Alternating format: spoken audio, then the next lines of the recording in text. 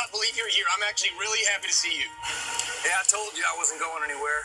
The vents are right on the other side. We have to get past this truck. It's the only way. Hang on, Trip. You're not seeing what I'm seeing. No, I got it right here. I know what we're in for. I seriously hope you're not thinking about jumping off a mountain. As the only scientist here, I don't think they can do that. We don't have a choice.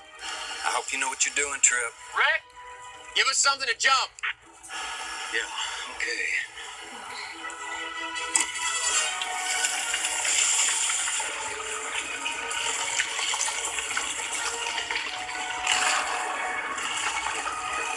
Trip, there's a 99% chance that would be impossible.